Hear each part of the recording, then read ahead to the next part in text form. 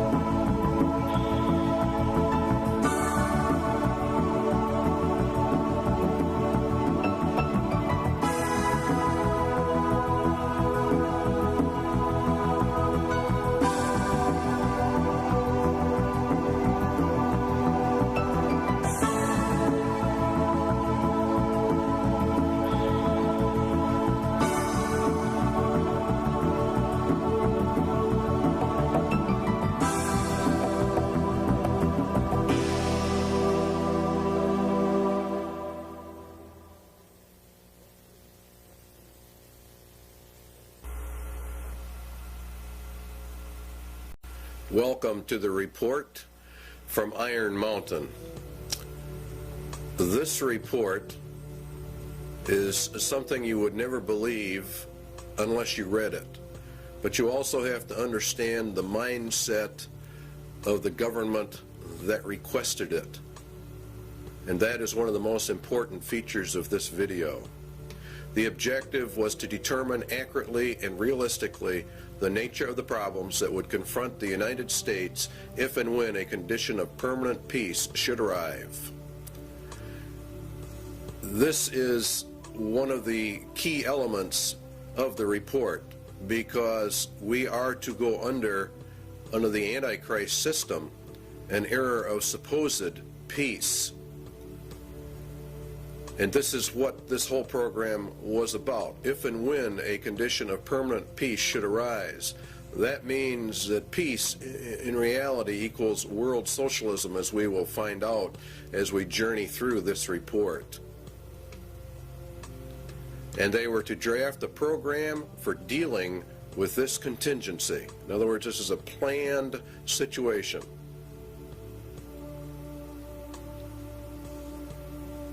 The program equals the agenda, and how do we control the people of America if we move to an era of peace? And not only just America, but the whole world at large.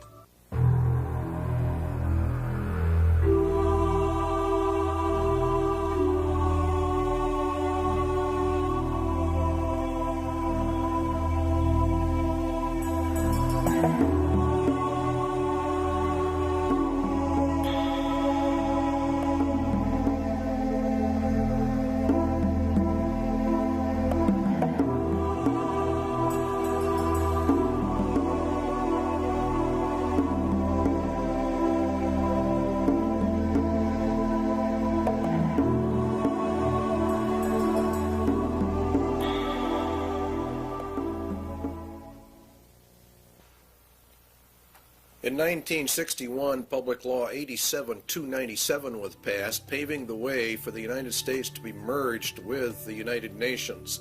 It's a very crucial law in that it disarms the American citizen in violation of the clear intent of the Constitution, which calls for our right to bear arms to maintain our free state. And by the calling for the disarming of all Americans, of course, we lose our free state and we are submerged actually into a slave state. The disarming was to be done by a period of gradual disarmament, and as they were disarming, the United Nations would be built up with a powerful standing army. The evidence suggests a CFR-TC Bilderberg connection, the rich men of the earth, the merchants of Babylon, the killers of the just, according to the Holy Scriptures. The report concerns itself with a globalist agenda, and the conclusions reached have been advanced by these groups. Every one of the conclusions in the Iron Mountain report have been advanced by these groups: Committee of 300, the CFR, TC Bilderbergers, Royal Institute for International Affairs, Tavistock, your Club of Rome, United Nations. It goes on and on. Okay, it began back in 1950, actually. These hearings began to take place in the United States, and the calls for a world government were actually held in 1950. Here's a resolution in Congress that was considered and called for testimony, and it says to provide a true world government through the adoption of a world government constitution. It was a clear intent to place the United States directly under the United Nations and to scrap our Constitution.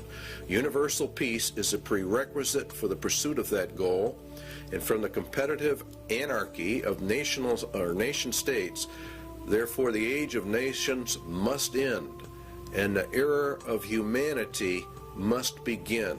You will find there's a constant call for the merging of all humanity. Here's a resolution adopted in the United Nations. This is what it says: regulation, limitation, and balanced reduction of all armed forces and all armaments. The all armaments means your weapons that you have in your closet for your own defense.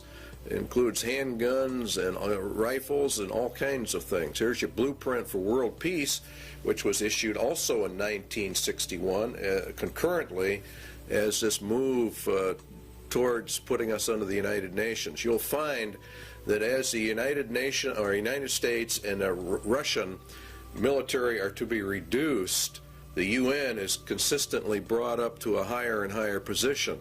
The only thing we are left with are internal security forces. Under the Freedom from War, this is a packet issued by the federal government to go along with 87-297.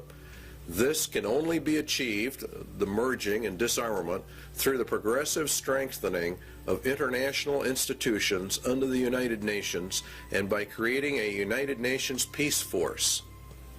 See, they want to progressively strengthen the international institutions, all of which come under the United Nations. We are to lose our sovereignty. This can only be achieved through the progressive strengthening.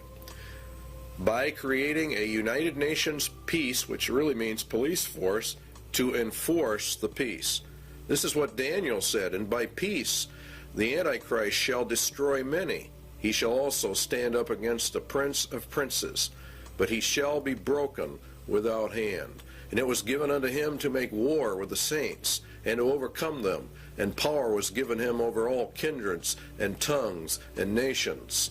And all that dwell upon the earth shall worship him, whose names are not written in the book of life of the Lamb, slain from the foundation of the world. All right, back to the government report. The disbanding of all national armed forces and the prohibition of their reestablishment in any form whatsoever other than those required to preserve internal order and for contributions to a United Nations peace force. They are to bring the UN up to a point where no state would have the military power to challenge the progressively strengthened U.S. peace force, and all international disputes would be settled according to the agreed principles of international conduct. That's exactly what the Bible says. It was given unto him to make war with the saints and to overcome them, and power was given him over all kindreds, tongues, and nations. No one can make war with this final world entity. And if you will study your scriptures out, you will find that the United Nations fulfills every parameter listed for the Antichrist system. And Public Law 87-297 has been updated. There are numerous updates. You will, if you go search them out, Public Law 101-216, for example, has been updated. Here's another one. I have today signed H.R. 1495, the Arms Control and Disarmament Amendment Acts of 1989. It authorizes the fiscal appropriations to get this thing underway. Now, the problem with it is the Bill of Rights in Amendment 2, the right to bear arms, a well-regulated militia being necessary for the security of a free state, the right of the people to keep and bear arms shall not be infringed. In other words, in reality, you cannot infringe that right in any way, method, or manner. The only way a people can remain free is to hold in their power the weapons necessary to secure their free state. This amendment deals with the international security of the United States from its own government.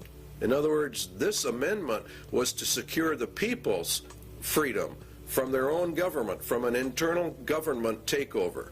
This right is not there so that you can go hunting or for the other excuses made. It is there to prevent the government of the United States from becoming a dictatorship by treason. In other words, by betrayal of the Constitution of the United States. Now, in order to merge the United States into the United Nations requires a total betrayal of the Constitution, which guarantees you a free state through the right to bear arms. You see the connection? The United Nations is a communist, illuminist, Masonic world dictatorship, and there are no freedoms, hence they have to get the guns to eliminate the free state nation guarantee in our Constitution. The Iron Mountain Report, then, is a report in reality on how to circumvent the Constitution of the United States. And in reality, it's a document of treason, of how the rich men of the earth are actually going to divert the attentions of the people away so that they can get this done. The guidelines given by the government for the Iron Mountain Report: 1, military-style objectivity; 2, avoidance of any value assumptions; and 3, the inclusion of all relevant data. And this is a very important part of this report, is the avoidance of all value assumptions. This is what makes it so absolutely cold and inhuman. It is to be amoral. It is as a computer is amoral. It deals in factual data. There is not any mercy. There's not any compassion. It doesn't deal in right or wrong, or what is good or evil. It is a report on the handling of men, women, children, and babies on the basis of herd or animal management without regard to any moral considerations whatsoever. It reduces people to objects. It reduces all humans to non-entities with no rights of self-determination, with no rights granted by the Creator, and with absolutely no rights under a Constitution. The Constitution has been effectively canceled by Iron Mountain. Now again, you'll find these resolutions coming up in Congress all the time that want to strengthen the United Nations, to establish an international criminal court, SJ 32. These are bills before the Congress and the Senate. The implementation of Agenda 21 and other Earth Summit agreements, which is all United Nations. Reagan called for the World Army. Clinton has approved a UN Army. You're seeing it on TV all the time.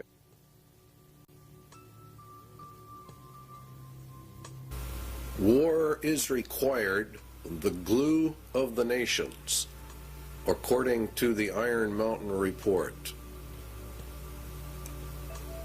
Is war the scourge of the nations? It is said that war is merely an extension of diplomacy by other means. It is also said that war is necessary waste. But what is war? And why do peoples of the earth continuously fight and die? Why do millions of human families have a member or members that they have lost to this thing called war? What is the reality behind war? Does man have to fight wars, or can he develop a system of peace? And would the development of peace be worse than war itself? The Bible gives us some answers. The rest can be supplied by simple logic and deduction. James tells us that from whence come wars and fightings among you?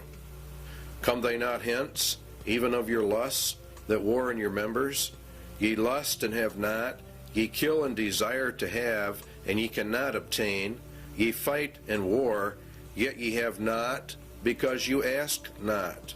Ye ask and receive not, because ye ask amiss, that ye may consume it upon your lusts.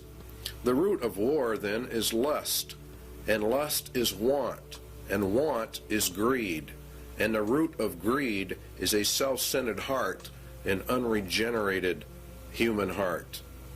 This is the key we need to explain war, and the Bible gives us many clues to why warfare is, and that in reality it can never be stopped. The root of the problem lies with the human heart, and the Bible says that the human heart is so desperately wicked that none can know it. Jeremiah says, the heart is deceitful above all things, who can know it? Paul says in Romans, the carnal mind is enmity against God, for it is not subject to the laws of God, neither indeed can be. Jesus was very emphatic that out of the heart of man poured forth all kinds of evil. The problem with mankind is then his evil heart. Evil because it is self-centered, and evil because it does not contain true love. The love within that it does have is hurtful or harmful, manipulative, self-centered, and filled with its own desires, according to the Lord. But we obtain other clues as well from the Scriptures as to the true reasons for war, and particularly in our day and age. James says, "Go to now, ye rich men, weep and howl for the miseries that shall come upon you. Your riches are corrupted, and your garments are moth-eaten. Your gold and your silver is cankered. The rust of them shall be a witness against you, and shall eat your flesh as it were fire. Ye have heaped together treasure for the last days. Ye have killed and condemned the just." Now let's run a little logic. Lust is the center of war, lust is greed, and greed is from evil, self-centered hearts. The Bible also says that the love of money is the root of all evil, or the height of all greeds. Lust then is greed, and the ultimate greed is an insane love of money, which brings with it power, which brings with it control over mankind. Thus the rich men of the earth are indeed in total control over money, and they have developed a system of economic controls well laid out in the Scriptures. If the rich men of the earth gain control over the planet via their Babylonian economic system, then they are the ones who are only powerful enough and rich enough to wage war, and they are the only ones who can develop the war machines that you are looking at on your television screen. They are the ones who can develop the weapons necessary for modern warfare. Iron Mountain agrees. The very title confirms the Bible. The title says that it is a report on the desirability and feasibility for peace. It was ordered by the rich men of the earth. Therefore, they themselves must be the ones waging the wars, and now they have elected not to wage wars, but have elected to do something else, because warfare is drawing to a close. It will have soon served its purpose. In other words, it is a deliberate effort to bring in another system, for the first system of war has almost accomplished the goals originally intended. Albert Pike was purported to have written a letter in which he outlines 3 world wars. Each had a specific purpose, and each had a goal. The last war, World War III, was to be fought to bring in an era of peace under Lucifer. It was to be fought predominantly between the United States and the Soviet Union, and it would come in an era of seeming peace when it seemed like everything was fine, everything was great. The Bible says that the Antichrist is a man of peace. He rides a white horse and has no war machine. There are no arrows in his bow. He is to usher in a period of peace after great wars. Iron Mountain is about this era of peace. Iron Mountain is a report to aid Antichrist in his rise to power. It is in reality a report from hell.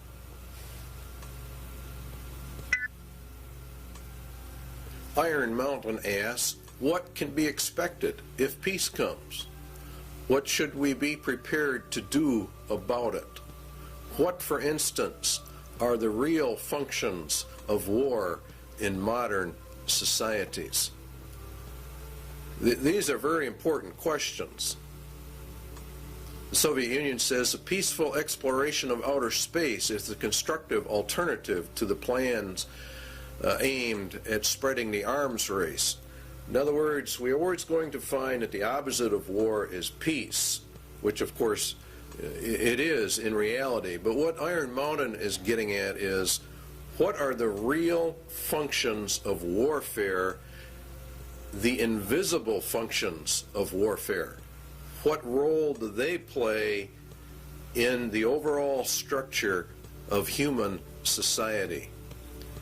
For example, the Soviet Union has been on a war footing for years and years. We have, to a lesser extent, in America, been on a war footing. It's been predominantly a Cold War for many, many years, but nonetheless, it has been, and as far as the economics of it are concerned, it has been a war era. It's been an age of war. And what this report is asking about is, what about peace? It is surely no exaggeration to say that conditions of world peace would lead to changes in the social structure of the nations. These changes would be of unparalleled and revolutionary magnitude. As we would transition then from an era of war into peace, what would be the problems? It is an incorrect assumption that war as an institution is subordinate to the social system it is believed to serve. What they're saying here is that nations wage war for reasons other than what they state. War itself is the basic social system within which others are secondary modes of organization, conflict, or conspire. In other words, war itself is the basic social system of mankind. And if we go to peace, we're going to have problems unless we understand that. It is the system which has governed most human societies on record today. This is, of course, very true in our day and age. We have seen nothing but war, starting predominantly with World War I and coming forward. The Soviet Union has had tremendous expenditures in their military, and the United States has likewise. It's been, in reality, an arms race. We're going to find out there is a reason for it. The capacity of a nation to make war is the greatest social power it can exercise. War making, active or contemplated, is a matter of life and death, says Iron Mountain. The misconceptions of war: 1, to defend a military, or defend a nation rather, from military attack by another, or to deter such attack. To defend the national interest, economic, political, or ideological. To maintain or increase a nation's military power for its own sake. Now you see, these are the visible or more obvious reasons why a person would say, well, that's why we have war. But what they're saying is there are more, less obvious, very invisible reasons for why nations have war. And this is the heart of the entire Iron Mountain report. Its conclusion was that war is absolutely necessary. It's an absolute requirement for human societies and nations to come together. It is in reality, they claim, the glue of the nations. The Soviet military machine, or its war-making capacity, is the actual glue that has held the Soviet Union and the Communist Empire together. If they were to move into an era of peace, what would happen? All right, Iron Mountain says it is these invisible or implied functions that are the dominant forces in our society. So what we have to find out then is what are the true functions of war in a society. Why, for example, has the Soviet Union and the United States, both of which are controlled by the rich men of the earth, been on a constant war footing, constantly escalating this conflict? Why are they doing it, and what are the reasons behind it? Economic reasons are: it is a necessary waste that operates outside the normal economic supply and demand system. Warfare creates an artificial demand. In other words, the war system itself, having huge militaries with all of their armaments, with all of the research and developments, creates a demand. This waste of money outside the system, according to Iron Mountain, acts as a counterbalance to the economic growth of the nation.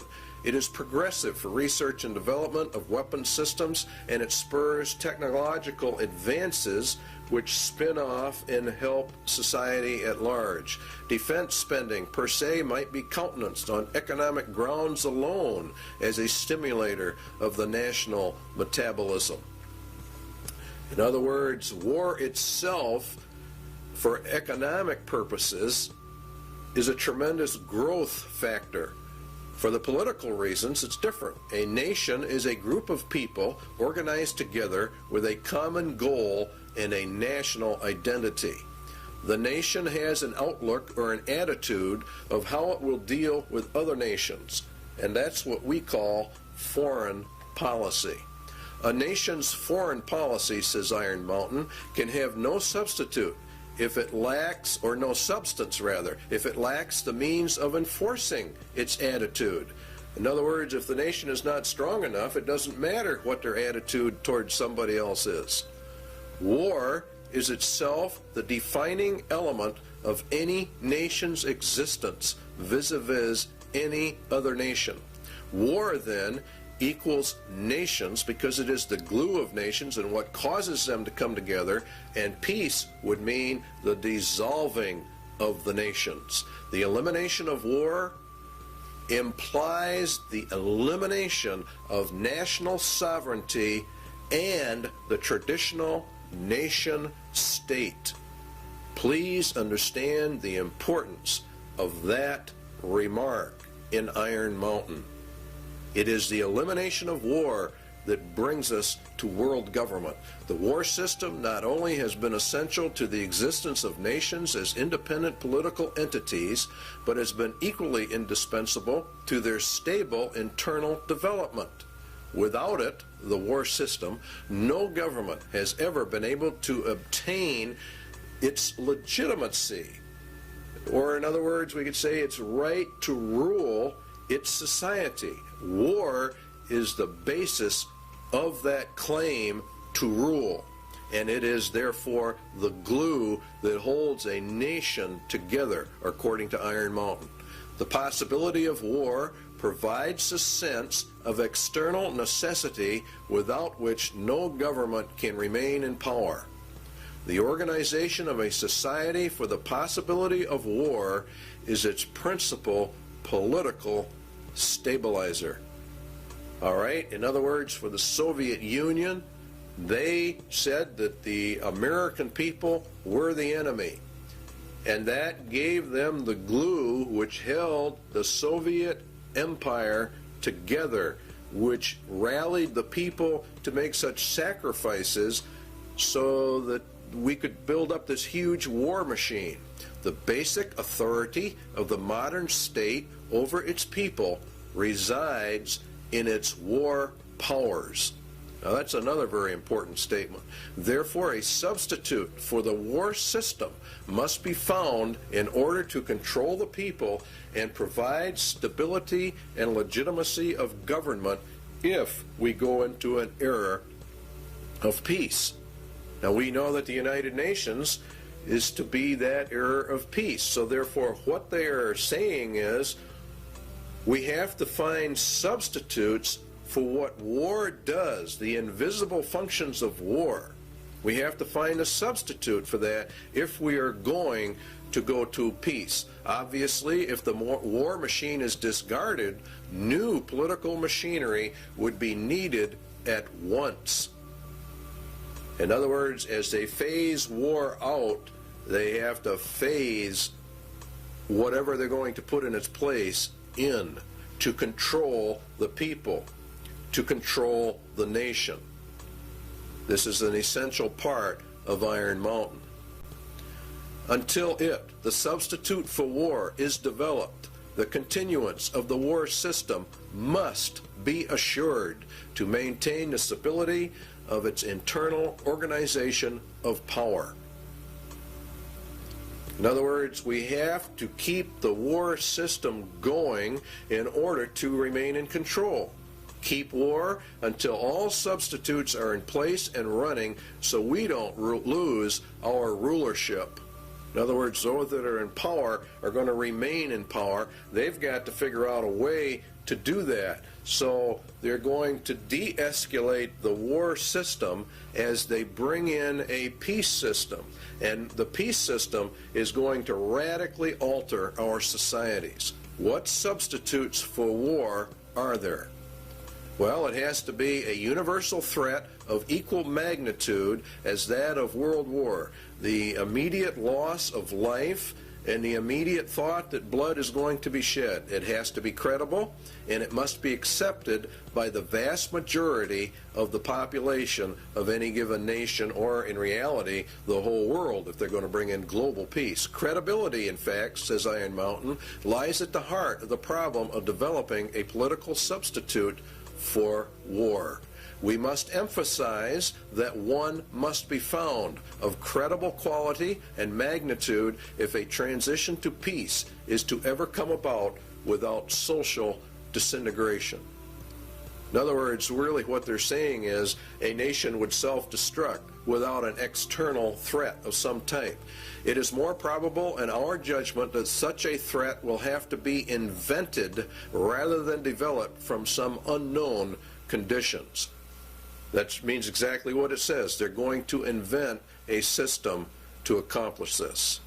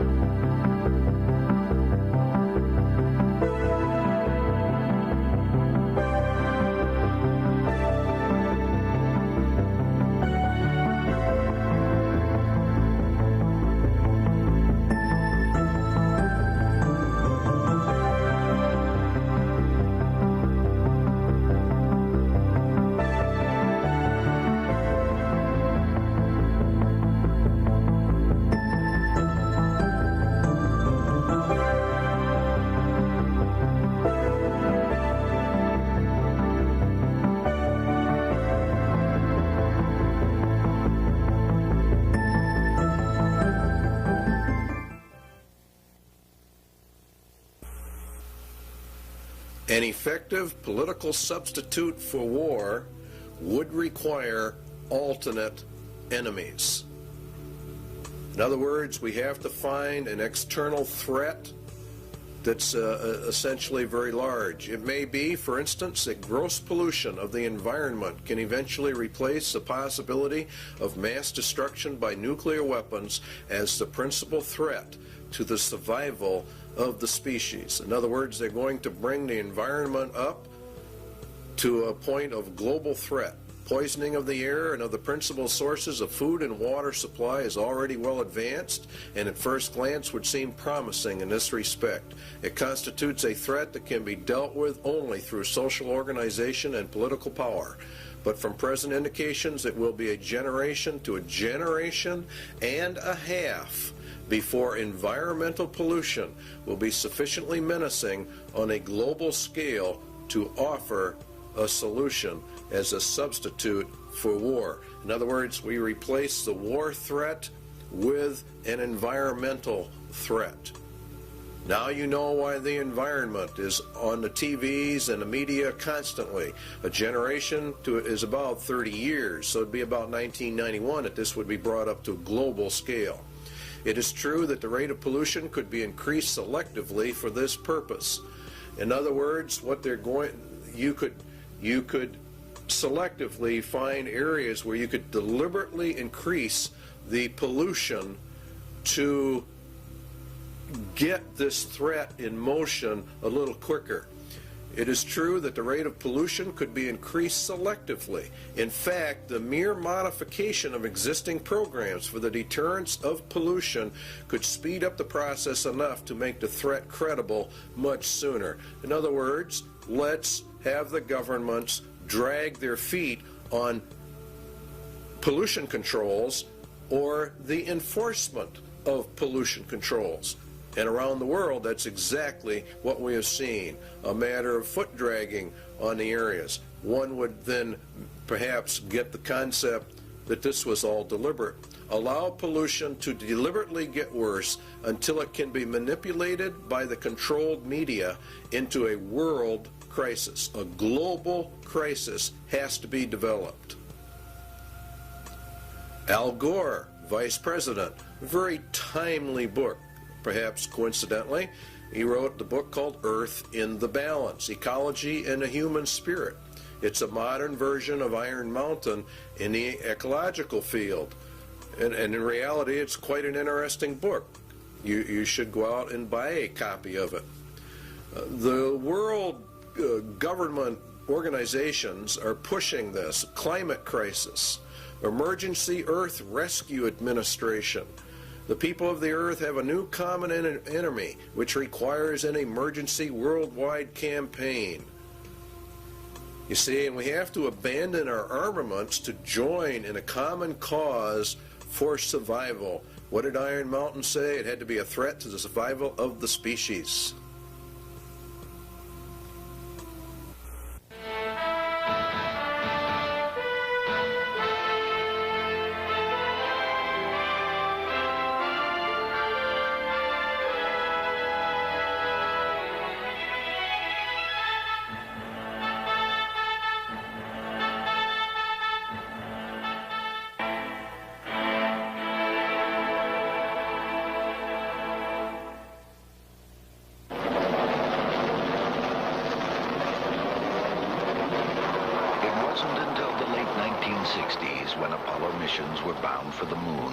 First able to see complete pictures of the Earth.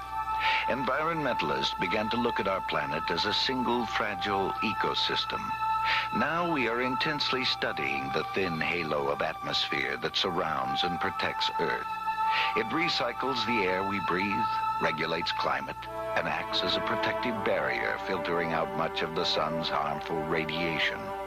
Last year, an international group of scientists proved that ozone, the key element in this filtering process, is being lost at an alarming rate over the South Pole. In fact, a sizable hole develops over this area each winter. Without ozone, the sun's harmful radiation will destroy life on Earth. A group of man-made compounds called chlorofluorocarbons, or CFCs, used as refrigerants, cleaning solvents, and in some plastic foams, are to blame for this environmental problem. They eventually make their way into the atmosphere and destroy ozone. According to Dr. Brian Toon of NASA's Ames Research Center, it is a global-scale environmental problem. This really marks the first time in the history of environmental science where human beings on one side of the planet have done something to the planet that has significantly affected it globally and on the far side of the planet from where the original pollution took place. Using the beautiful seaport town of Stavanger, Norway, as a base of operations, an international team of scientists assembled this year in an emergency effort to make a detailed study of the North Pole. Most of the work was performed aboard two NASA aircraft. This is the ER-2. For the mission, special wing pods are attached containing atmospheric chemistry analysis equipment and a host of other instruments. Typically, flights are made about 12 miles up, along the fringes of space, right into the layers of atmosphere directly affected by ozone loss. The ER-2's research partner is a modified DC-8. It flies at lower altitudes, but has increased fuel reserves, which allow it to cover more territory, even flights directly over the North Pole. Inside, the DC-8 is actually a complete scientific observatory, loaded with sensing instruments. Scientists perform their experiments and are able to map results right on the spot. This instrument contains 4 lasers capable of shooting light many miles up into the atmosphere. The light reflects back to the plane and provides scientists with a cross-sectional map of ozone concentrations as well as aerosols, or regions where ozone depletion is capable of occurring. Initial results from both aircraft indicate that high concentrations of CFCs have been found at northern latitudes, primed for ozone destruction. When combined with high-altitude ice clouds, the right amount of sunlight and confined slow-moving masses of air, ozone destruction occurs. As a result of this airborne mission, scientists were able to confirm the process and predict areas of depletion. International policymakers have met in hopes of limiting the amount of CFC production and recently agreed to phase out its use by the year 2000. Many scientists worry that this may not be soon enough. Again, Dr. Toon. With the ozone problem, for example, when you release chlorofluorocarbons to the environment, it's decades to centuries before those are removed. Researching safe economic replacements for CFCs is a vital part of solving this serious environmental issue. Thanks to the intensive work done in the last few years, we know why ozone depletion exists. It is now up to the world community to take responsibility for the future of our global environment.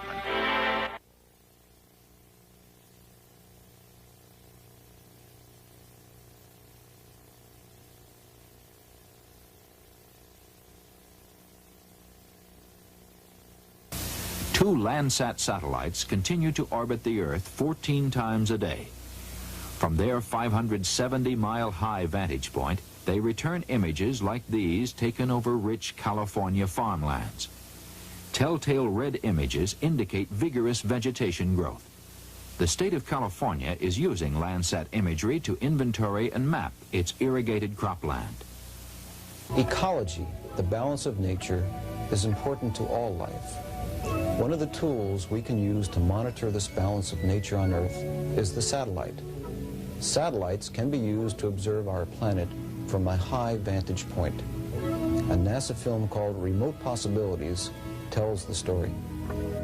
From far out in space, the Earth appears serene and beautiful, displaying no hint of our crowded planet's many problems.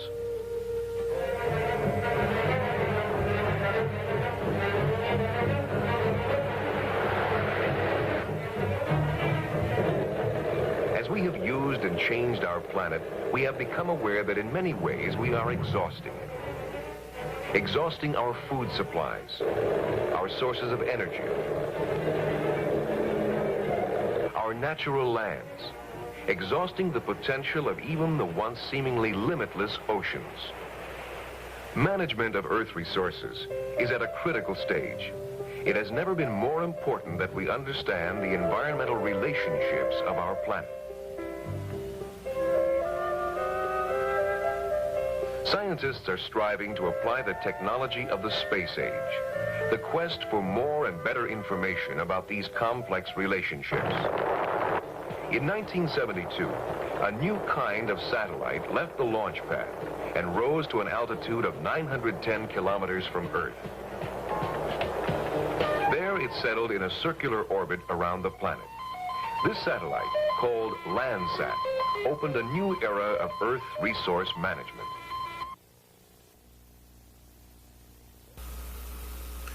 One substitute for war has then been found. The Iron Mountain agenda is being carried out. The objectives of the EcoScan? Well, the UN will end up with control over all the land, and ownership of the land will be held by the rich men.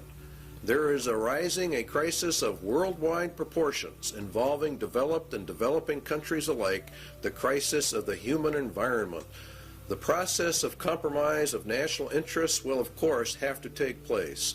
International economic security is inconceivable unless related not only to the world's environment, but also to the elimination of the threat to the world's environment? Well, the only major threat is private property ownership and private property rights, where people can do as they want. Let us also think about setting up within the framework of the United Nations a Center for Emergency Environmental Assistance. You can see how they're raising this thing up to an emergency status, an emergency level.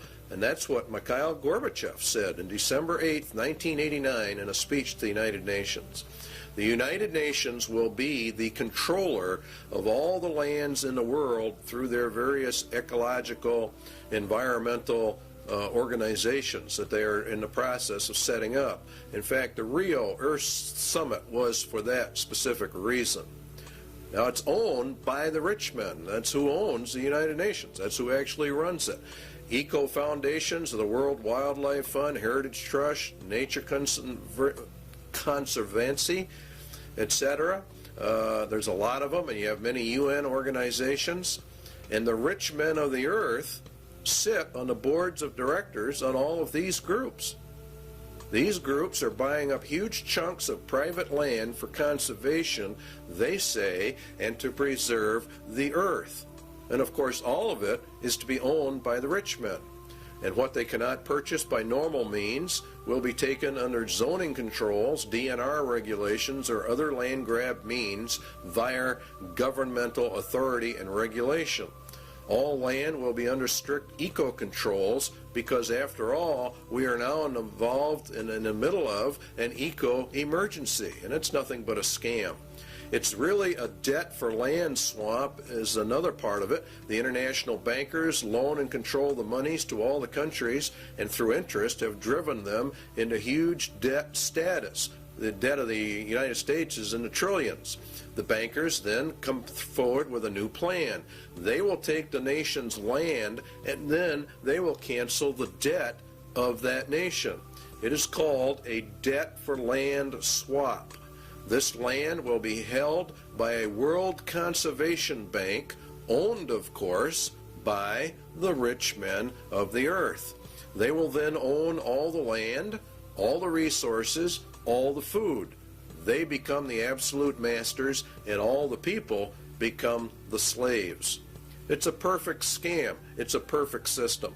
Because the eco threat is now global, then obviously it can only be controlled by a global authority. And guess who that is? Why, of course, it's the United Nations.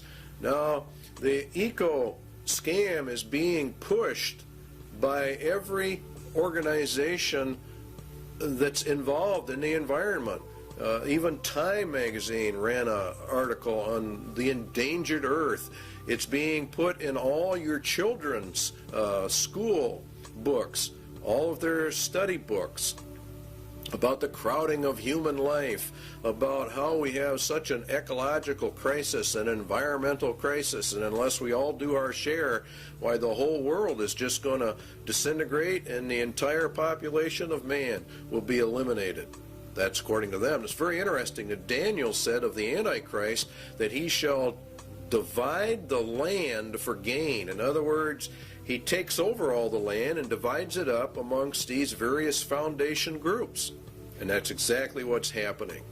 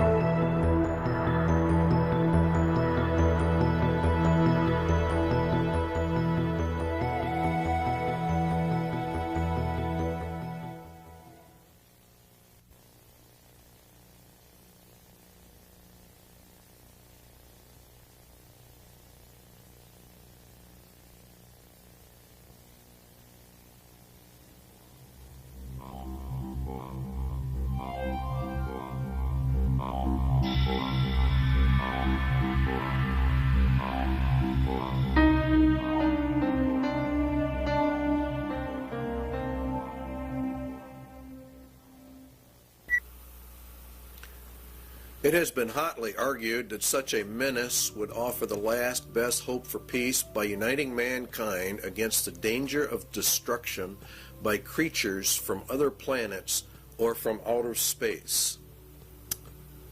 Experiments have been proposed to test the credibility of an out-of-the-world invasion threat. It is possible that a few of the more difficult to explain flying saucer incidents are of this nature. The thrust of the second threat is to unite mankind against a common enemy.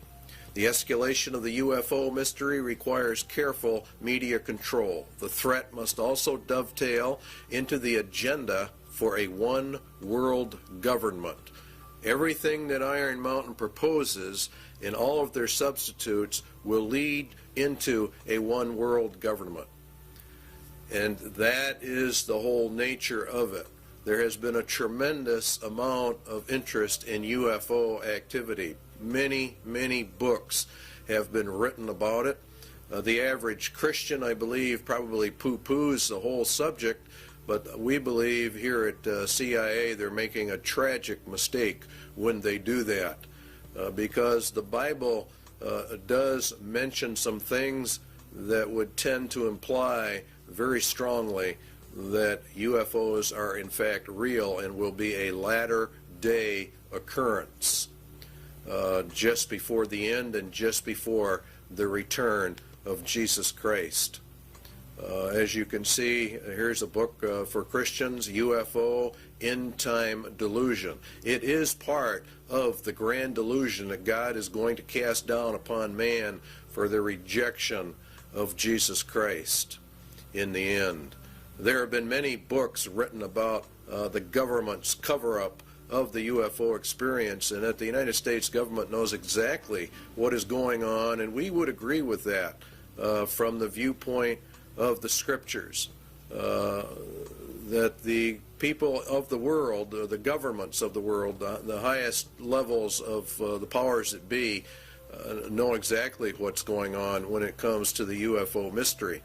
They do because their mind is controlled by Satan, and he is the author of all of this. It's part of the grand delusion in the end. And there was war in heaven. Michael and his angels fought against the dragon, and the dragon fought and his angels, and prevailed not. Neither was their place found any more in heaven.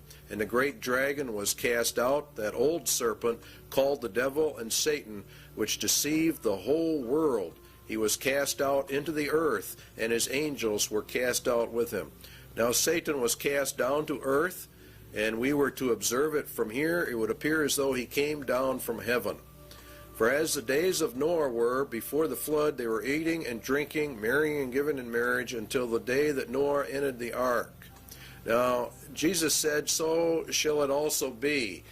And the days of Noah were quite a few. He lived 950 years before and after the flood. He was there when man began to multiply on the face of the earth, and daughters were born unto them. And the sons of God saw the daughters of men that they were fair. Now, the book of Enoch gives us some information about that. It happened after the sons of men had multiplied in those days, that the daughters were born to them, elegant and beautiful. And when the angels, the sons of heaven, came down, you see, they took wives, each choosing for himself, whom they began to approach, and with whom they cohabitated, and teaching them sorcery and incantations. And the whole situation is one where these were literal fallen angels that came down and mated with the daughters of men, and they produced a race of giants, according to the book of Enoch. And many ancient writings give this interpretation to the sons of God mystery of Genesis 6. And what is interesting is that they said they would return. Now the Spirit speaketh expressly that in the latter times some shall depart from the faith, giving heed to seducing spirits and the doctrines of demons. Now, the word seducing comes from the word planos, which, if you do a word study, comes all the way back to where we get our word planet. Could it be that the interpretation is, in the latter times, some shall depart from the faith, giving heed to impostors from other planets? That would be the most literal translation, and that is also exactly what is happening. These impostors are actually demons pretending to be from outer space. It is part of the grand delusion. For this cause God shall send them strong delusion, that they should believe a lie, that they all might be damned who believed not the truth, but had pleasure in unrighteousness. They reject the concept of creation, even him whose coming is after the working of Satan with all power and signs and lying wonders. This would result in UFO contacts of the first, second, and third kind, as Satan sends his advance guard to prepare man for the grand delusion.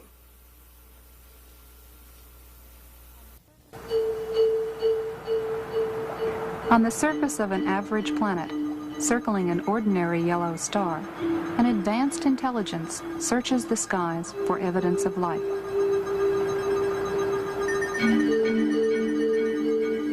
Directed by even higher intelligence, machines with brains of silicon patiently sift through faint shards of radio data for the unmistakable signal that will indicate the first sign of life beyond Earth.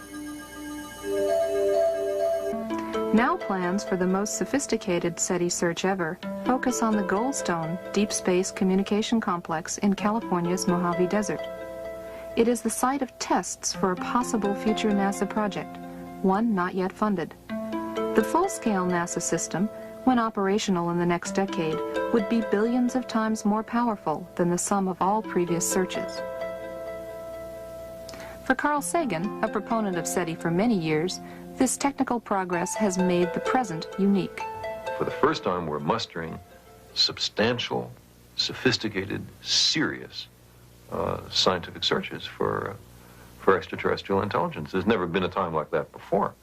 So there is some chance that in the next few decades we will get a signal from some spectacularly distant, spectacularly exotic civilization, and everything on Earth will, as a consequence, change. That is possible.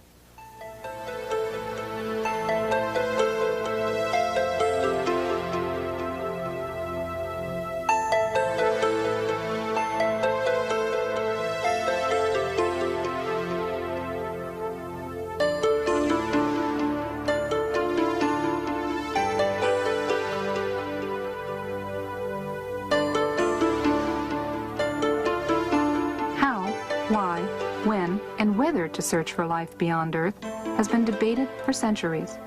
Deciding what sort of signal to look for in the skies is no easy task. NASA's proposed search focuses on radio, a portion of the electromagnetic spectrum where nature produces the least interference for any intelligent signal. The plan is to use existing radio antennas and combine them with advanced computer hardware and software specifically designed for the task. Signal processing equipment suitable for SETI is constantly becoming more powerful and more efficient, but also cheaper and smaller than ever before. SETI pioneer Frank Drake came up with a way to organize our developing knowledge and current ignorance. SETI scientists often use what's called the Drake equation to illuminate the necessary conditions for contact and to provide a rough estimate of the number of other civilizations. The existence of other technical civilizations depends upon astronomy, how planets form, comparative planetology, biochemistry, the role of intelligence in evolution, technology, and the fate of technical civilizations. So SETI becomes a way to test our theories of the origin and evolution of the universe and the place of life within it. There are several keys here that we want to look at as we keep Iron Mountain's report in mind. The two primary keys are that evolution is an accepted fact, and ETs are now accepted at the highest levels of government. We believe that the SETI program is camouflage for what is really going on, or the contact reports that have been gotten out from the government under the Freedom of Information Act are in fact cover for the SETI program. But the two, we believe, are going to merge in the end and introduce mankind to the aliens, who are in reality demons and Satan's advanced guard. The movies that have been produced are very important. Satan plants a seed, he waters it, then he sits back and watches it grow, and then he reaps the harvest. And the harvest, of course, is the loss of millions upon millions of men. The Day the Earth Stood Still was produced many years ago, but it's a very, very important film in that it planted the seed. The Day the Earth Stood Still said that war must stop, peace must be enforced, and world government is a requirement to get all of this to happen. The message was very important. E.T., a very, very popular movie, taught us some things as well. It said that reptiles are very cute, that love is the answer, that love heals, but more importantly, that we all evolve in a different manner. You're going to find evolution at the bottom of all of these movies. And Star Wars is another one.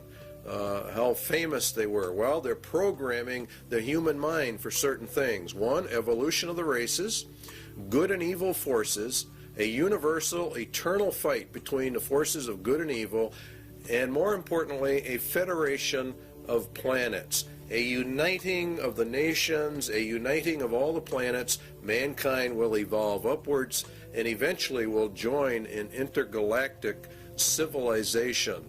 And this is the important keynotes in every one of these movies. Close Encounters of the Third Kind was a very, very important film. It bases itself on evolution. Two, that the United Nations is a central player in that movie. The U.S. military is connected to the United Nations in that movie, and that mankind will join interplanetary civilization. It starts by contact, by exchanges of the races. In other words, some of our people go there, and some of their people come here. Now, something surfaced not too long ago called Majestic 12 that dealt with government contact with aliens. A lot of people laugh at this document and think it's a hoax. Our research against the Bible would say that it is not a hoax, that this actually is legitimate and that contact has been made. Operation Majestic 12 is a top-secret research and development intelligence operation established by special classified executive order of President Truman. Now, this took place back some years ago. Very interesting, however, what Majestic 12 sets up. A rancher reported that a UFO had crashed in a remote region of New Mexico. You might have even seen this replayed on Unsolved Mysteries. They ran a series on this. A secret operation was begun to assure recovery of the wreckage of this object. Aerial reconnaissance discovered that 4 small human-like beings had ejected from the craft. All 4 were dead. News reporters were given the effective story that the object had been a weather balloon. They are discounting the UFOs to the public while they gather the evidence secretly. The biological and evolutionary, there's your key, processes responsible for their development has apparently been quite different from those in Homo sapiens. Evolution is then a proven fact insofar as the government is concerned. They have accepted evolution as an established fact. The aliens then did not evolve as we did. This is the very basis of the grand delusion. It's creation versus evolution. Evolution is essential for the grand delusion because men reject the creation of the world and people by Jesus Christ. So it's very important you understand that evolution is the keynote. The ultimate intentions of these visitors is completely unknown, the report said. But if you read the Bible, you will know they are demons, and you will know they are the advanced guard of Satan, and that they are setting up the world for its final ruin and taking of people into eternal hell. UFOs are real. There's no question about that they are real. The only question is what are they? And if you take the evidence of the scriptures, definitely we believe here at least that they are the sons of God returning just exactly as they said they would, all the occultic literature talks about this. Now there is an area out west called Area 51, Groom Lake. There's also Tonopah. There are several areas from which Project Red Light was developed. It's a top secret testing program for alien technology for defense purposes. This is very interesting that a lot of this stuff is being leaked right at this moment as we get into this. A congressman said, I have no comment as to what is going on in Area 51. That was Congressman Harry Reid, and he went out there to visit the area because the Air Force had made a land grab, and he went out there on behalf of his constituents to find out why. It is said that President Eisenhower signed a treaty with actual aliens in 1957. The swap was they could take our people for experimentation and we would get technology in exchange. In other words, the aliens come to Earth, we take their technology to build our defense mechanisms. Now, a lot of people think this is ridiculous, but if you read what it says about Babylon the Great, the nation, it gets all of its technology from Satan. Satan is the one that gives them the power. And this is why the United Nations is being brought up. And this is why the United States is so deeply involved. In exchange for technology, the U.S. government agreed to allow the aliens to abduct humans for experiments. And this accounts for the large number of abductions reported all over America. This is part of the grand delusion, which has evolution at the root of it. Now you have actually two options. All of the leaks of this type of information are disinformation, where it is real and the aliens really are here. The Bible evidence would be that it is real, the aliens are here, and that they are the advanced guard for Satan. He's programming the human race for this delusion, and it's based upon evolution. The sons of God of Genesis 6 have returned, as they said they would in occult writings. And Jesus said, as it was in the days of Noah, so would it be again.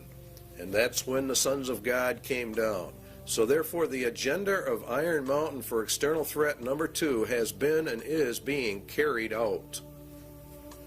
Scientists are even going to the UN now to find out how are we going to answer these aliens from our SETI contacts at NASA.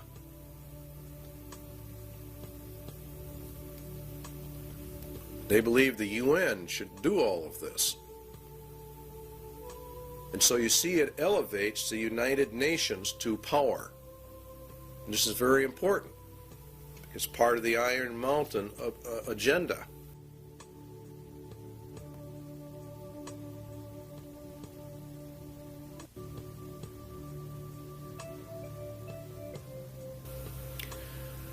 It might be argued that a well-armed international police force operating under the authority of such a supernatural court could well serve this purpose. In other words, they're going to set up another threat. This is threat number 3, actually, an omnipresent, virtually omnipotent political or police force. It's an international police force, because remember, if we go into peace, we have to dissolve the nations, because war is the reason we have nations. All right, so the report then that was issued by the State Department, Freedom from War, and the program was to establish a permanent international peace force within the United Nations. In other words, to deliberately bring it up. The peacekeeping capabilities of the United Nations would be sufficiently strong, and the obligations of all states under such an arrangement sufficiently far-reaching as to assure peace and a just settlement of differences in a disarmed world. They're going to use the United Nations to keep the peace. In other words, a world government, which is exactly what Daniel talked about and Jesus talked about. And it is very deadly. During stage 2, states will develop further the peacekeeping processes of the United Nations to the end that the United Nations can effectively suppress any threat or use of force by anyone, and that would include the American people. It's going to be omnipresent, and it's going to be omnipotent in its ability to handle. And this is what Revelation says, who can make war with the beast? Remember that the U.S. and Russia are to have their internal or militaries turned over to the United Nations in this 3-stage process, and we end up with the UN in total control of the world, a global entity, precisely as Daniel and Revelation talk about. It's and Jeremiah and Isaiah refer to it as, of course, Babylon.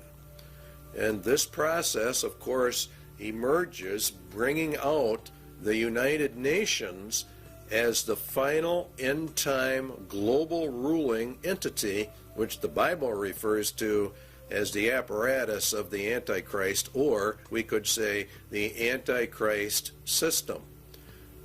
And that is why it sits in New York City, the big city. On the wall in the Security Council is a phoenix. That picture you're looking at right there is in reality the phoenix bird, which is to grow up out of the old world order. America is to be patrolled by Russian, Belgian, Irish, and Colombian and Venezuelan troops under this plan. UN troops are already on U.S. soil, and it won't be very long before these sites that you're seeing right here are going to be very commonplace in the United States. And if the American citizens resist, they are simply going to be liquidated according to the Bible. This power will come to pass. They've laid their plans well, and God has ordained it and allowed it, and is allowing it to happen. And so it's, in reality, here in America, it's a judgment against the United States. There are many books written about a United Nations peace force, so this is not anything we're making up. They come in under the UN Charter. The last part of it, this principle of non-interfering in a nation shall not prejudice the application of enforcement measures under Chapter 7. In other words, the United Nations claims that it doesn't really want to get involved in internal national affairs, but the opposite is in reality the truth. Chapter 7 deals with action with respect to threats of the peace, breaches of the peace, or acts of aggression. And it's the Security Council itself that determines the existence of a threat, breach, or act of aggression. And it can even walk in under the threat, or it's a possibility that we might have problems. And they determine the existence of any threat to the peace. So they can come in, if they choose to, on very fragile grounds, which is exactly what they did in Somalia. Should the Security Council consider that measures provided in 41, which are more economic, I don't know exactly what word to use, but sanctions, I guess, is the best word to cover it. If that doesn't work, if economic sanctions do not work, then they can resort to military powers. And they can use whatever they have to maintain or restore international peace. Now, Psalm 2 says that the kings of the earth set themselves and the rulers take counsel together against the Lord and against his anointed. Where do the rulers of the world meet? They meet at the United Nations, and this is where they take their counsel together. And the United Nations is, according to the Bible, anti-Christ, anti-God to its very core. It is, in fact, the substitute for God and Christ on planet Earth. They intend to take it for themselves.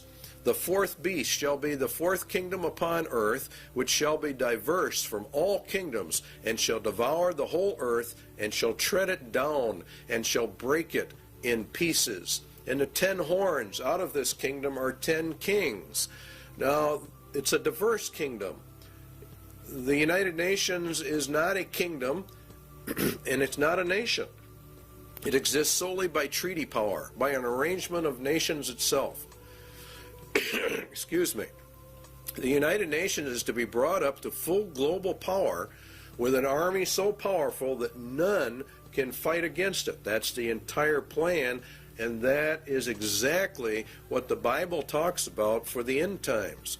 It will also break into pieces the entire world, and that's done under Article 52, which deals with regionalism, which is in fact breaking the world into pieces. And this is how they do it.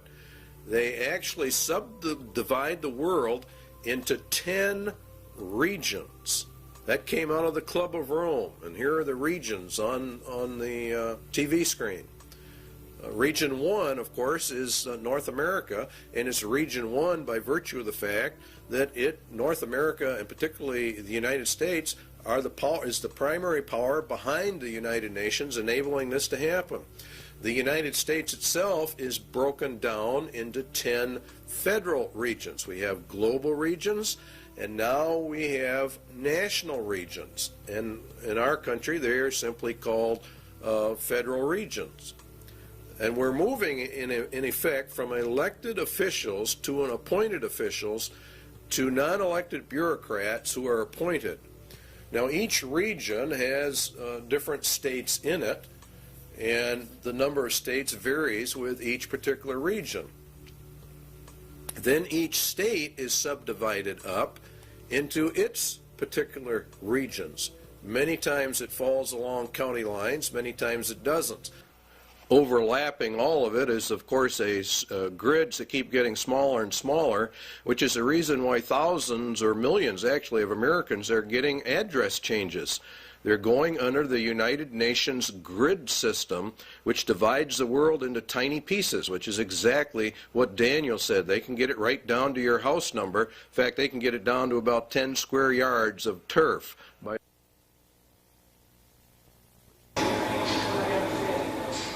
Recently, NASA's Landsat 4 satellite, shown here just before its trip into space, was launched from the Western Test Range by a Delta rocket. This Landsat is the fourth in a series of NASA spacecraft designed to continuously collect accurate information on Earth's resources. More than 100 nations will make use of the information gathered by Landsat 4 in land use planning, mineral exploration, and agriculture. Landsat project scientist Dr. Vincent Solomonson described a new instrument on the satellite called the thematic mapper. In urban planning, the thematic mapper will be very effective. Features that were blurred or hazy over cities as viewed by the multispectral scanner on Landsats 1 through 3 will be seen much more clearly from the thematic mapper. And as a result, urban planners will be able to manage and monitor the spread of the urban sprawl into the surrounding countryside.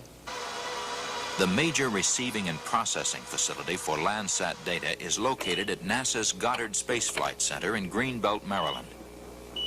After completing its 3-year mission, Landsat 4 is designed to be retrieved by the space shuttle. Okay, standing by for up-telemetry command reset. So what we have are 10 federal regions. We have 10 federal regional councils, which are miniature Washingtons in each federal capital. We're being regionalized, and pretty soon there won't be any such thing as counties or states. So what we're doing is we're going from county and state control to total federal control, and then the federal government's losing its control to the United Nations. This is globalism. This leads to the federalization of our police or the security forces within the United States. And this is really in total violation of the constitutional implications, but they're not paying any attention to the Constitution. The internal security forces are not your peacekeeping, UN peacekeeping troops. Peacekeeping troops are there to put down actual revolutions and wars. The internal security forces are there more for crime control and the rounding up of people. Predominantly, the MJTF police will be the national police force. And this is George Bush and Clinton and the rest of them have continuously pushed this arms control treaty because they have to disarm us in order to make this thing work. If you will recall, we discussed that in the constitutional crisis. The MJTF police means multi-jurisdictional task force police, and it removes all citizens from local, county, and state protections that you had under the law. And they're just abolishing all of this. And the MJTF police mission, we believe, is the house-to-house search and seizure of people. It's made up of National Guard units, state and local police, converts street gangs as needed into deputized police. House-to-house search and seizure, separation and categorization of men, women, and children as prisoners in large areas. Now you have to understand that in order to liquidate the millions of people that Jesus Christ says are going to be liquidated, they have to plan this out long before it happens. 1965, they started the Office of Law Enforcement Assistance. Then came in 1968 the Omnibus Crime Control Act, which converted the OLEA to the Law Enforcement Assistance Administration. They called, in turn, in 1971 for a regionalized police force. In 1971, an advisory commission on intergovernmental relations issued a pamphlet called M67, which called for a special multi-county and interstate police force. In other words, the merging of all police forces into one federal group. The LEAA in 1973 made calls for the elimination by merger of small police forces. This is exactly what Germany did under Hitler. All dictatorships have two common characteristics: general confiscation of guns in order to prevent internal rebellion, and the establishment of a national police force to enforce the edicts of the dictator. We are following Nazi Germany almost to the exact letter. Carter issued an executive order 12-148, and he established the Federal Emergency Management Agency known as FEMA. FEMA absorbed the LEAA and became the primary control organization for internal security of the United States in an emergency. They're gearing this thing towards an emergency. That emergency is going to be World War III, and it ushers in this whole system. FEMA has many interesting programs: Rex 82 Bravo, Rex 84 Alpha, Helix 2, Rex Alpha, Night Train, Cable Splicer, Garden Plot. These are all martial law training exercises. The plan is to bring America under martial law. We believe they know the American people would never accept this system except an external emergency were given. The UN system, remember, is a martial law military system. Under the executive orders of FEMA, mandatory registration of all people, including babies and children in the United States, at the United States Post Office. They have boxes in them. We already know about it. They're marked for emergency use only. The primary one here to look at is 11,000, seizure of all civilians and work brigades, which is in reality slavery, and includes the rights to split up families as well. In essence, what will happen in America is going to be worse than the communist revolution in Russia. This plan provides the basis for the deployment and employment of military resources, including National Guard personnel, for civilian disturbances. So Iron Mountain external threat number 3 has been and is now being implemented. An omnipotent police force. Next on the list is the space program as an economic substitute for war.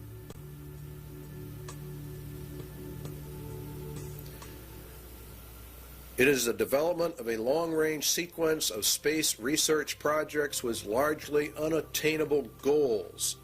It's a nearest modern equivalent yet devised to pyramid building and similar ritualistic enterprises of ancient societies. We choose to go to the moon in this decade and do the other things, not because they are easy, but because they are hard. Because that goal will serve to organize and measure the best of our energies and skills. Because that challenge is one that we're willing to accept, one we are unwilling to postpone, and one we intend to win, and the others too.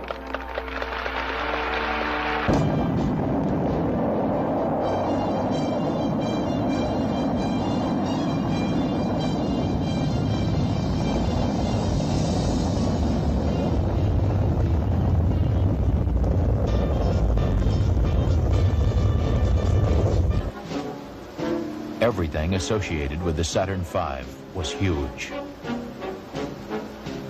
The rocket itself, the building where it was assembled, and the crawler transporter that carried it to the launch pad. The fully loaded Apollo Saturn V was 363 feet tall. Its main engines alone generated 160 million horsepower, and its fuel pumps pushed fuel to the engines with the force of 30 diesel locomotives. As Saturn V lifted off Launch Complex 39 for the first time, it weighed more than 2,800 tons.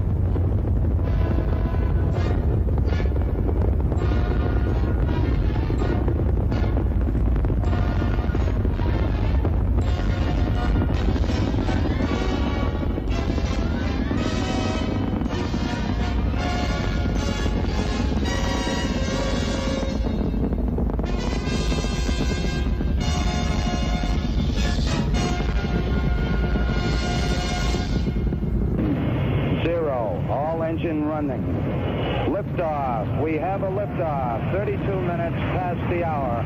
Liftoff on Apollo 11. Tower cleared. We got a roll program. Neil Armstrong reporting the roll and pitch program, which puts Apollo 11 on a proper heading.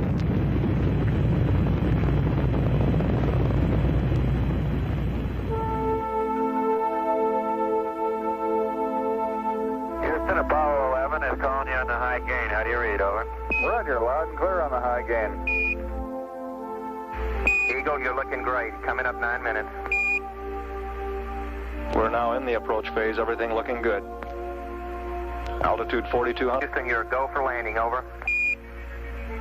40 feet down, 2.5. Picking up some dust. 30 feet, 2.5 down. Straight shadow. 4 forward. 4 forward, drift into the right a little.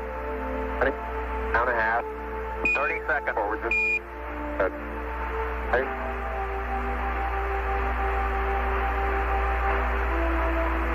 Contact light. Tranquility Base here. The Eagle has landed. That's one small step for man, one giant leap for mankind. Across the country and around the world, the Apollo 11 crew were welcomed back as heroes.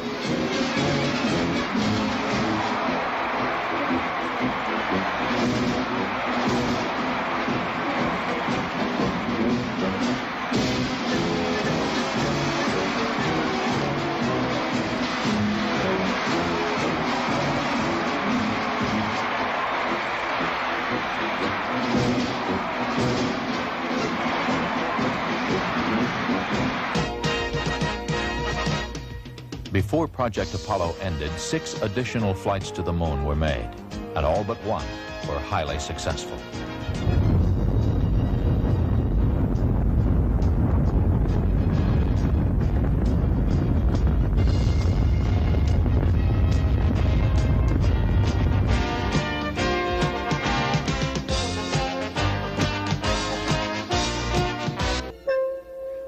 ASTP, Apollo-Soyuz Test Project, a joint endeavor between the Soviet Union and the United States. The mission called for a mutual docking and crew exchange to develop the necessary equipment for international space rescues.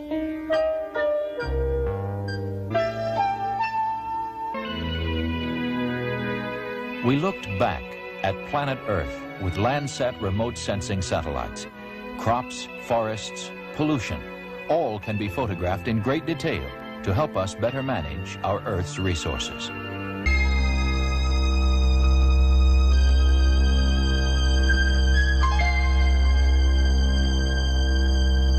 As of now, 2/3 of the planets in our solar system have been explored, and by the end of this decade, we will have explored most of the rest, including Uranus and Neptune. Space Shuttle 5, the first operational flight. 2 commercial communications satellites were hauled into orbit, one for satellite business systems and one for Telesat of Canada. Their deployment was a complete success. Did you get it? You don't have it, obviously. I got it. Space Shuttle 6 was the second operational mission, and Flight 1 for Challenger, this country's newest spacecraft. After launching a 5,000-pound tracking and data relay satellite from the payload bay, mission specialist astronauts Story Musgrave and Donald Peterson became the first Americans in 9 years to walk in space. Practice needed for satellite repair work. Due for my massive article. Historically, the space program has proceeded in a building block fashion, and toward that end, NASA has begun looking at the next logical step, a possible future space station, a permanent presence in space. The station would serve as a scientific and technological laboratory, as well as an operations base from which satellites could be serviced and large structures assembled. One of the highest priorities is to develop a clear understanding of a station's proper role in the total space program, so that if and when it is proposed for development, the station will be a truly significant national asset, one that would ensure continued American preeminence in space. The space program in general and the shuttle program in particular have gone a long way to help our country recapture its spirit of vitality and confidence. The pioneer spirit still flourishes in America. In the future, as in the past, our freedom, independence, and national well-being will be tied to new achievements, new discoveries, and pushing back new frontiers. We must look aggressively to the future by demonstrating the potential of the shuttle and establishing a more permanent presence in space.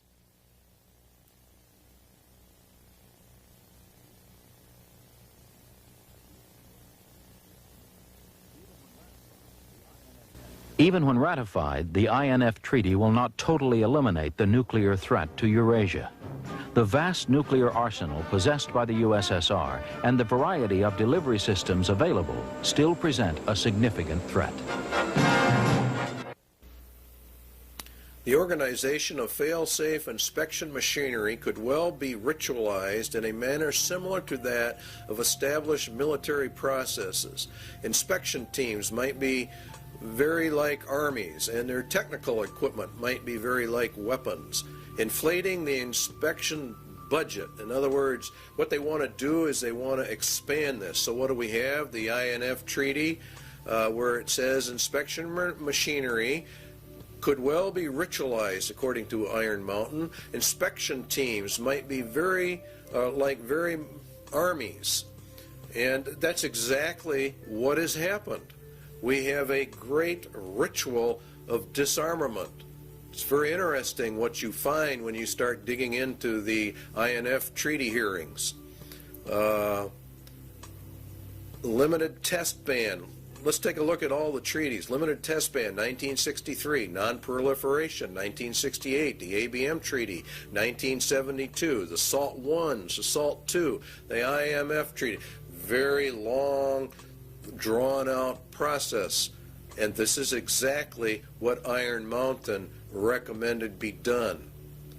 It is one of the most important elements of the INF Treaty is the President establishes in this area operating on-site inspection. One layer of the regime, it says on the last sentence, builds upon another. and the whole thing becomes elongated, and it actually becomes a monster in and of itself.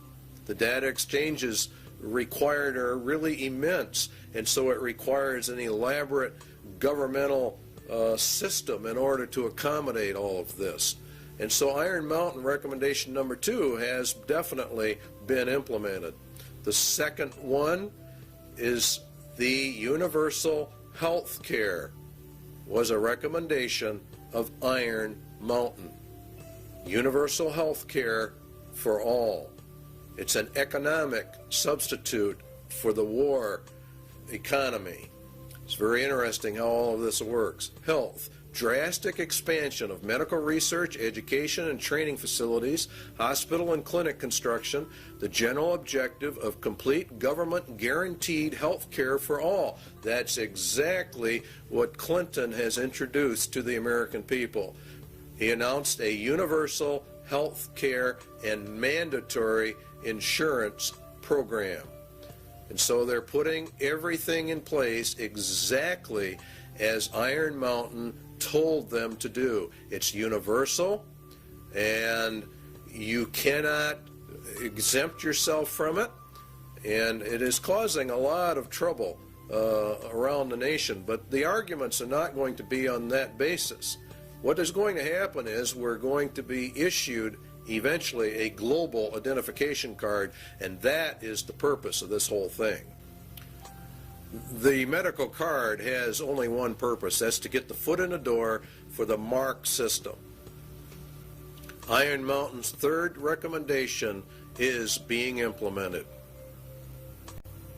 Iron Mountain Economic Substitute number 4, a new educational system to bring in globalism. Under the United Nations, UNESCO, Congressional Record, the Great Conspiracy to Destroy the United States, Education for Freedom and World Understanding. You see, all of this is designed to bring us into a world system, a global system, under the control of the United Nations. The second manifesto of the U.S. Office of Education, the implementation of the program of surrender through education. In other words, they destroy Americans' national pride and put us under the United Nations. And the NEA is leading in this. They even say it themselves, teaching about globalism and the world system. They say enduring peace cannot be attained until the nation states surrender to a world organization. This was found out during the Reese Committee hearings in Congress.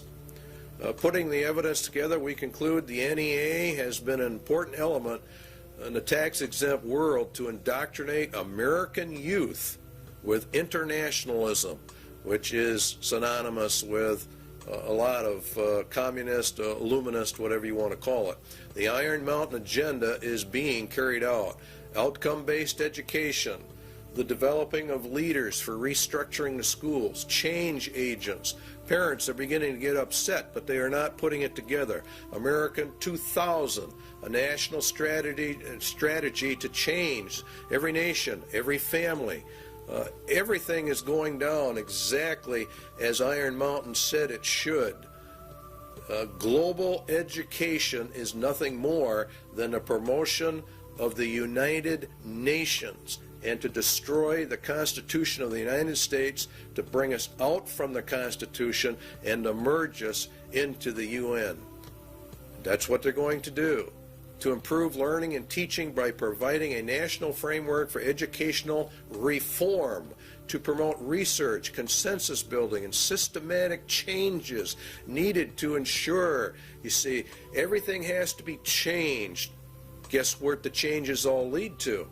And guess who's behind it? If you look, Robert Mueller, former UN Secretary General to the UN, member of the Planetary Citizens, wrote the Global Core Curriculum. Marilyn Ferguson, the Aquarian Conspiracy, New Age. This is all being integrated into the educational system of America. And it's called America 2000. And it is extremely subversive. The national and international power play for education. It's going to go through because God has decreed it will go through. and UNESCO is behind it. Gorbachev, we parted with the old world, rejecting it once and for all. We are moving towards a new world, the world of communism. We shall never depart from it. Books are on the market explaining all of this. We don't have time in this video to get into it, but Iron Mountain Recommendation 4 is being implemented. Iron Mountain Sociological Substitute for War, Slavery. Another possible surrogate for the control of potential enemies of society is the reintroduction in some form consistent with modern technology and political processes of slavery for the control of potential enemies of a society. Anyone that does not agree with the New World Order is an enemy of society and is therefore subject to slavery. Detention centers and concentration camps, work camps, are associated with forced labor, which is in reality slavery. Seizure under the executive orders of all civilians in work brigades, that's forced labor, that's slavery, which includes the rights to split up families. There are concentration camps, detention centers all over the United States set up under FEMA, under Rex 84, and there are presently, to the last count we had, 130 such facilities in the United States of America. In Arizona, you'll see, for example, some there. We've got one here in Wisconsin. Concentration camps for U.S. citizens, the MJTF police to conduct house-and-house search and seizure and separation and categorization of men, women, and children and babies, categorization and transfer to detention facilities and the running of detention facilities. Iron Mountain Slavery recommendation number 2 is mandatory service, a form of universal service, turned to some variant form of the Peace Corps or the Job Corps. It is entirely possible that the development of a sophisticated form of slavery may be an absolute prerequisite for social control in a world of peace. Now, this is just incredible when you really stop and look at what they're actually saying in relationship to biblical prophecies. Remember, Jesus said they're going to round you up and kill you. President Clinton has authorized boot camps for young offenders. Is this the beginning of a larger scale for social reorientation like the communists do? America 2000, the national plan that's going into our schools, requires mandatory community service. There are calls going out all the time. Bush and Clinton have called for mandatory community service for all youth, up to, say, 2 years, mandatory service. You can serve in the service or some other place, but you are going to serve. So the substitute for war is being implemented. Iron Mountain Sociological Substitute for War number 2 is called blood games. Games theorists have suggested in other contexts the development of blood games for the effective control of individual aggressive impulses. More realistically, such a ritual might be socialized in the manner of the Spanish Inquisition and the less formal witch trials of other periods for the purposes of social purification, state security, or other rationale both acceptable and credible to post-war societies. Inquisitions, witch trials for the purpose of social purification, state security, which is the key one. Such a ritual might be socialized.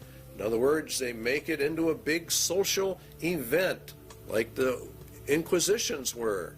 We saw part of that beginning to unravel when we watched the Branch Davidian invasion and subsequent massacre of David Koresh and his group. A lot went down at Waco that very few Christians understand. David Koresh, the Branch Davidians, were demonized by the national media, first of all, They were tried, judged, and executed in a social ritual in total violation of every right guaranteed under state and federal constitutions. The Waco massacre followed all points of ritualized killing. They were a cult. It was for social purification, and therefore they deserved what they got. Their compound was raided by federal assault groups when in fact there was no evidence of any crime having been committed.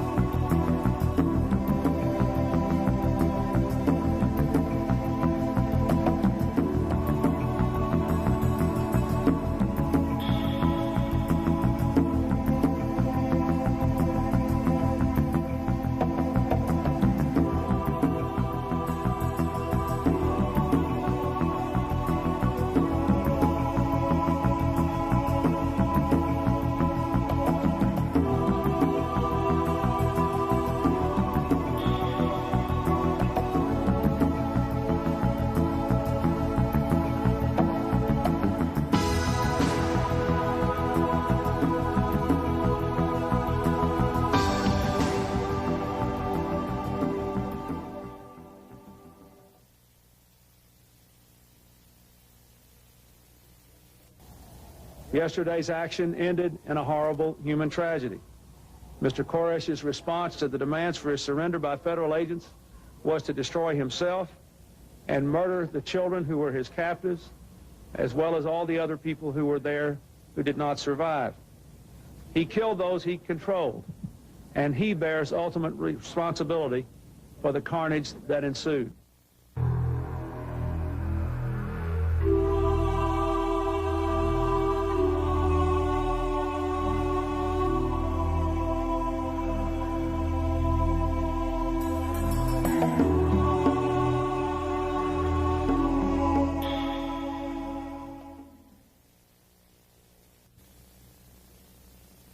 In the papers before I was going to go to court. They called me the white supremacist and all that.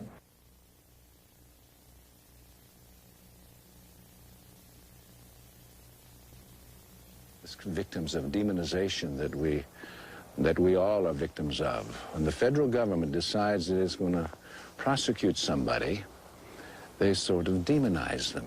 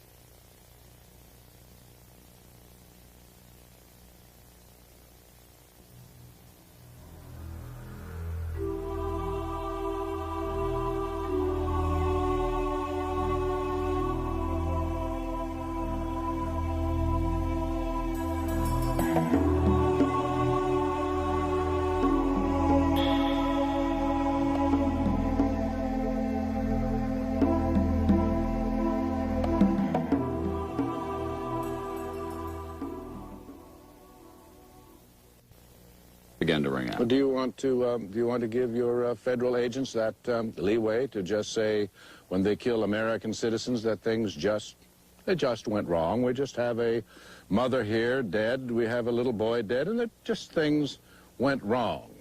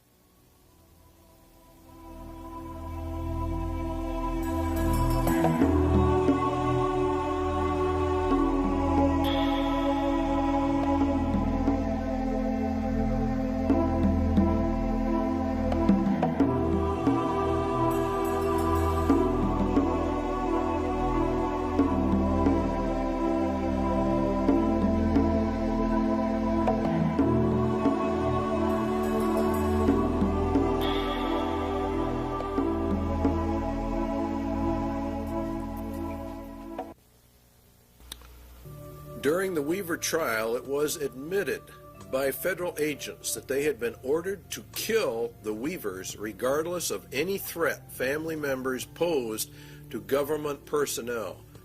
Now, I want you to think about how serious that is.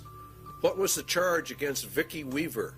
What crime against the state had she committed that warranted her execution by the federal government? Indeed, she was not charged with any crime whatsoever, yet the U.S. government ordered her shot on sight, a virtual killing. It was murder in the first degree. It is cold-blooded, ritualistic, social purification because the Weavers held a viewpoint not politically correct. The Weaver case, along with the Branch Davidians, proves we are in the middle of the final battle for the Constitution of the United States. There are many, many enemies within America that want to get rid of our Constitution and destroy our rights. The war has now shifted from a paper and legal war to an overt shooting war, and we feel it's going to get far worse. They came against this thing to see what the reaction of the American people would be, and they found out that the American people cheered them on. So we are ready for a complete takeover. Spotlight put out a small publication on FEMA in case of emergency. Executive orders, Blueprint for Dictatorship, also is one of their publications. Now, an executive order is issued by the President of the United States. It does not go through the Senate or the Congress. He merely issues it. It's put in a federal register, and within 30 days it has full effect of law, and nobody passes upon it. Now, that's fine, and he has some rights to do that, but not contrary to the Constitution of the United States.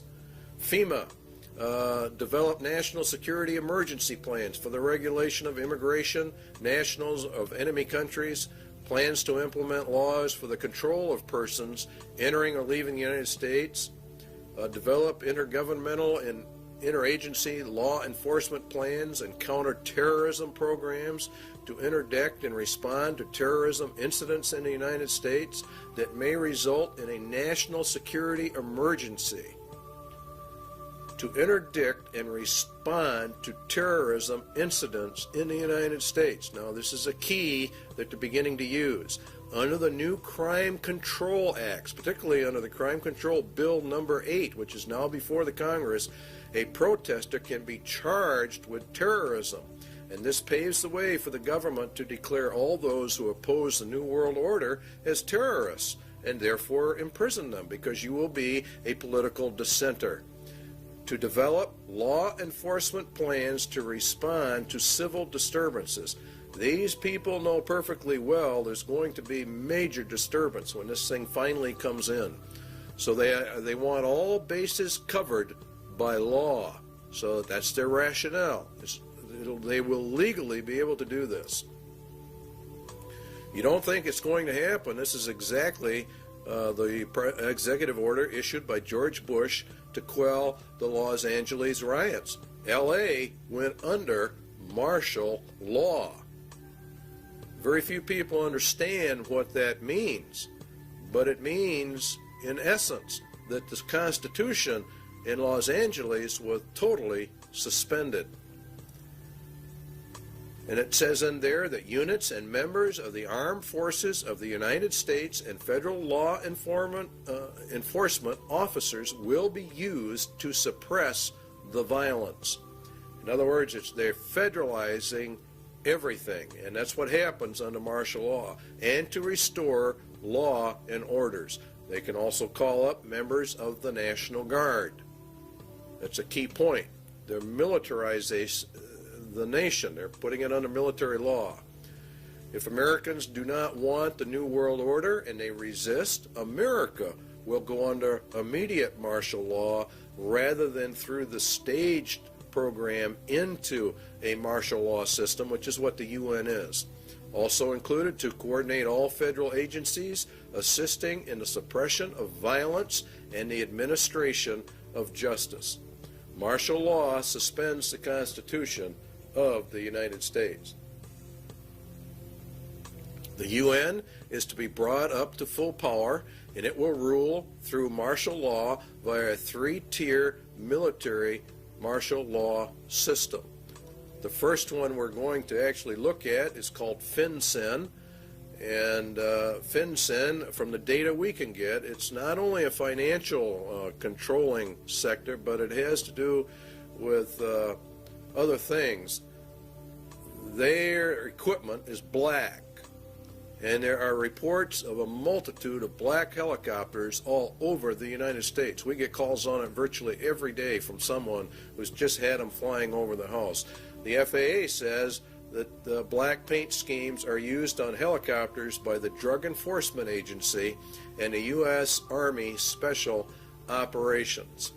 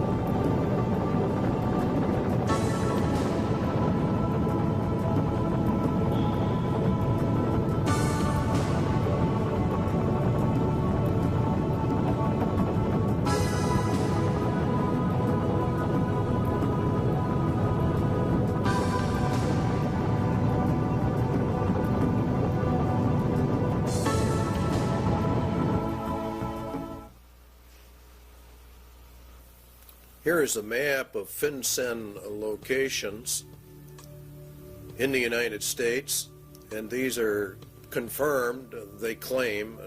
We have not been able to verify it. We're bringing this to you strictly unverified for troop deployment locations in the United States of America. There's been a fairly consistent reporting in Montana of UN combat groups.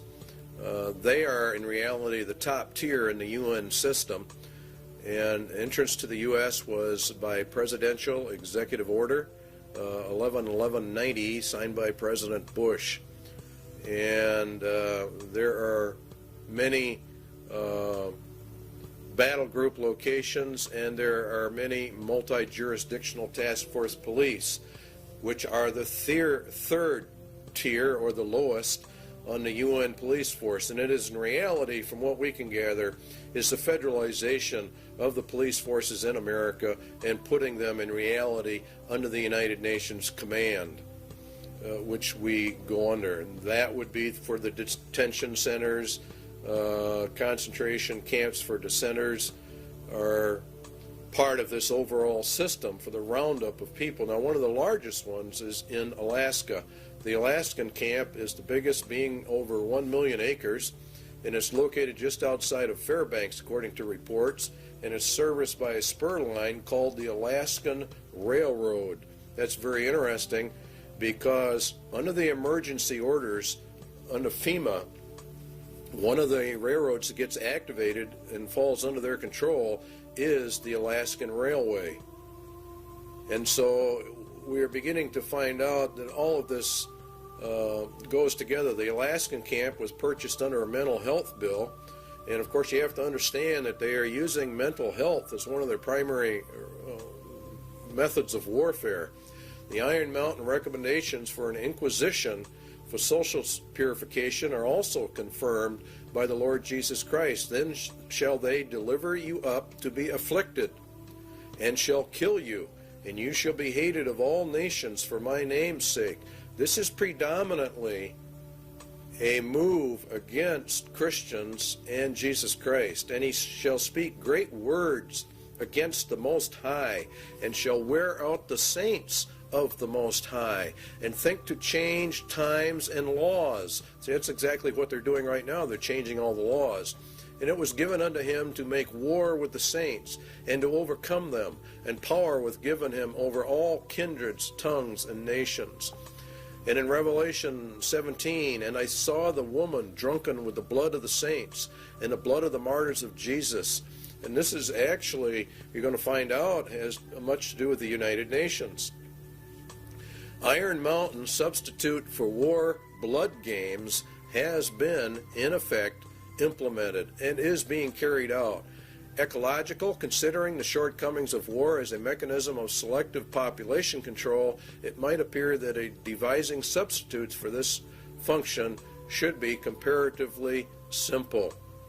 In other words, war kills off some people, and so now we have to have an ecological substitute for that function, and it really boils down to total population control. Current trends in warfare, the increased strategic bombing of civilians, and the greater military importance now attached to the destruction of sources of supply as opposed to purely military bases, strongly suggests that a truly qualitative improvement is in the making.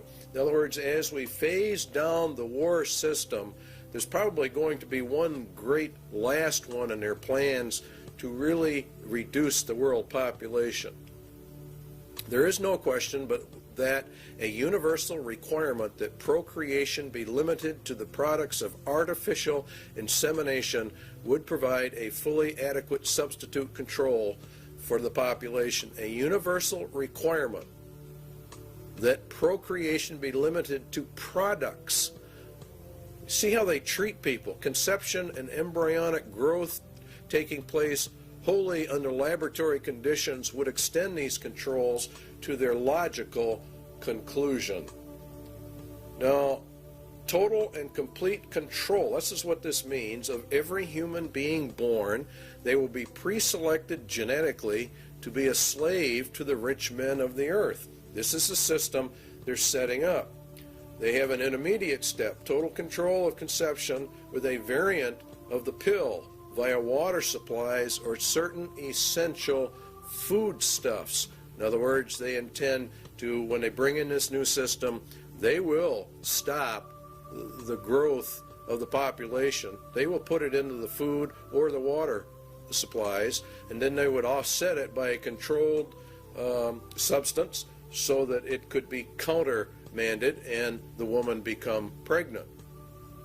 And they claim in Iron Mountain that it was already under investigation and under work back in 1961. So the interpretation is the mandatory mass sterilization of the human race with them in total control of all the antidotes for it. Excess population, Iron Mountain says, is war material. As long as any society must contemplate even a remote possibility of war, it must maintain a maximum supportable population.